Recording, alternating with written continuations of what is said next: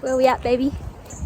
We're Chloe and Matthew, two wine-loving foodies who have set out to explore the world one bite, sip and slurp at a time. In this series, we're exploring every iconic wine region in Australia to get a lowdown on the juice, the people and what makes them special.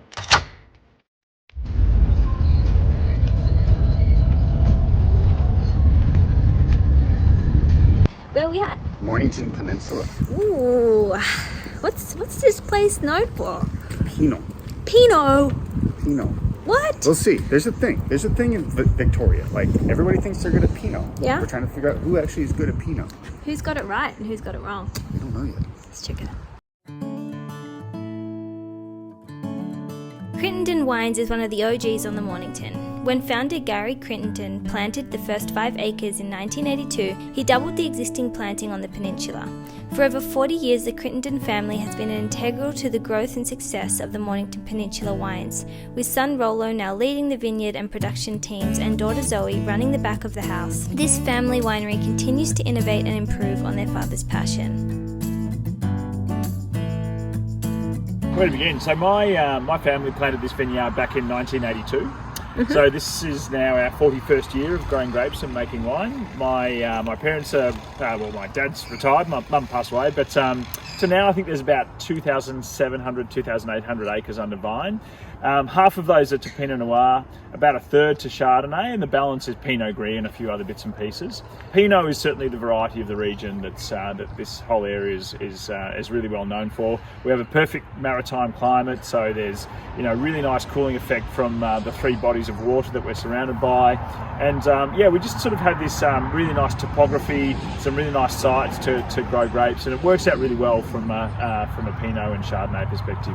The vineyard here we ran conventionally for the first 25 years, and I guess it did become apparent probably about 15, 16 years ago that we had a problem. Because we were using herbicides and pesticides and fungicides, we really found, I guess, over time that, it took the quality of the fruit to drop off for us to realise that we had a bit of a problem. So what we'd effectively been doing is killing our soils. So all of these chemicals that we've been putting in year upon year, we'd really been killing off that mycorrhizal layer. We didn't know it at the time, but that was resulting in just a lack of balance in our fruit at the time of harvest. And we really started to hone in on the soil being, I guess, the root, excuse the pun, but of our problems. So over time we set about doing what we could to rectify that. Initially it was just eradicating those synthetic chemicals. And then over time we continued, in addition to that, to try and, I guess, rejuvenate the soils by effectively what would be organic processes, although we're not organic certified.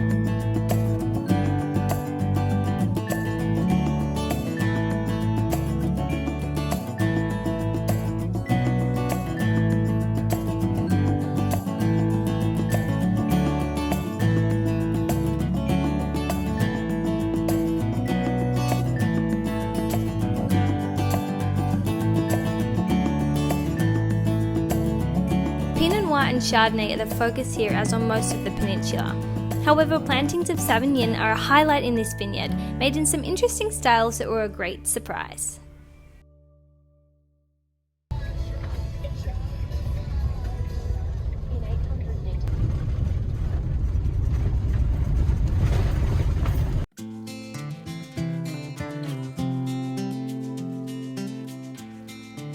Established in 1975, Main Ridge Estate was the first producing winery in the Mornington region. Sited on Red Hill, which arguably produces some of the best Pinot Noir and Chardonnay on the peninsula, that founders Nat and Rosalie White based the original vineyard on. Cheddar? It's the Mafra cloth-bound cheddar. We've had Mafra before. It's really nice cheese. Some olive oil, some fruities, and some olives, and some breadies. Archie. Hello. Hello, puppy. Pinot Noir.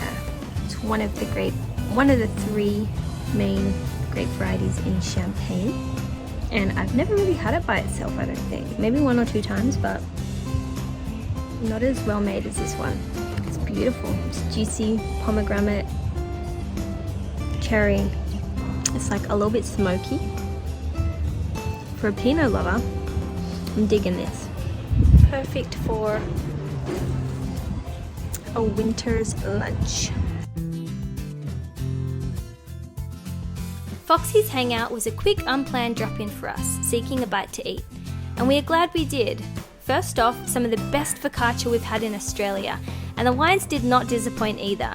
Some beautiful sparkling wines and a Pinot Noir that we could not get enough of. And such amazing staff.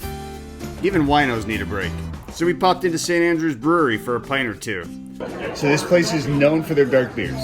So we got a pint of the brown ale and a tulip of the nitro porter. 095 has a few locations around Victoria, but Dramana is probably their most popular. Lucky for us, we found this place and we were able to grab some delicious Italian vino and mussels in a tomato sauce.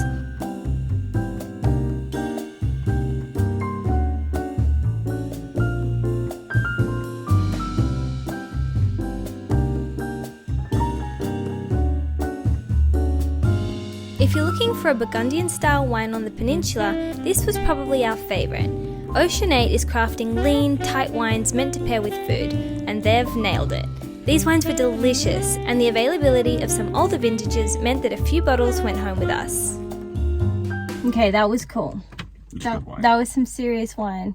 And that's a serious property. Like, baby, what? I will be very happy with this in my life. A property like this and I will be happy.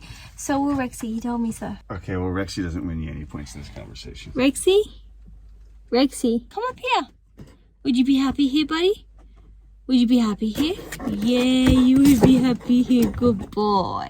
It's date night, and we have a reservation for some seafood later. But we felt the drink and some appetizers before would be in order. So, Tío Tapas y Vino fit the bill. Some delicious Spanish wines and roast mushrooms were a perfect primer before some seafood at the rocks. We might not need to go out to dinner after this.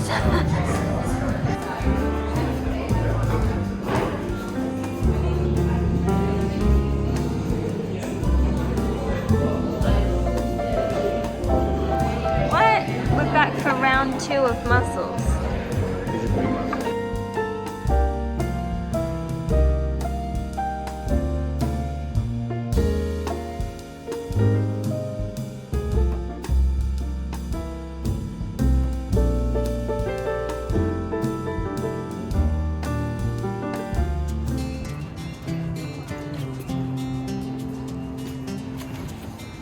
This winery surprised the heck out of us.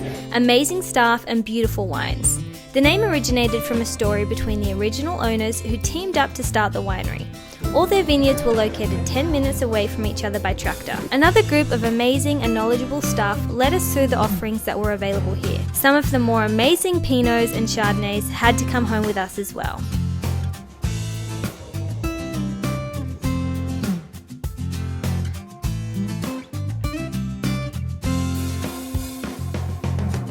Quealy wasn't on our original list to visit, only because of time. But on our last day, we found ourselves with a bit of extra time. So we swung by to see if we could sneak in for a taste, and ended up leaving with a few bottles of library Pinot Noir. Some of the most elegant and complex wines we found over the weekend. This place is not to be missed.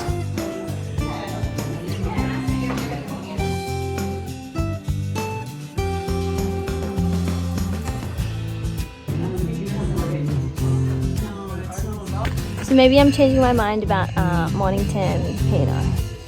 Oh, now you like it. When you walk out with a 16 with a $100 bottle, kind of says something, right? No trip to the Mornington is complete without a stop by Tully Market. Amazing produce, coffee and shopping from all around the peninsula. Fair warning, this place is popular with tourists and locals, so expect some lines. These are chilies, I need to make pork and chili. Finally found them. Just travelled halfway around Australia to... You gonna get some?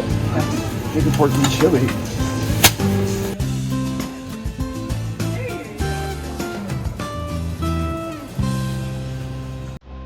The Mornington Peninsula was a great adventure for us as we discovered amazing wines and people just south of Melbourne. A great weekend trip and an alternative to the popular Yarra Valley north of the city. Chloe stocked up on some of her favorite grape variety, so it looks like we'll be eating and drinking Burgundian for a while. If you haven't yet, make sure you like and subscribe below and hit that notification bell. As our next wine region, we head north to the home of Big Reds and fortified wines, the Rutherford.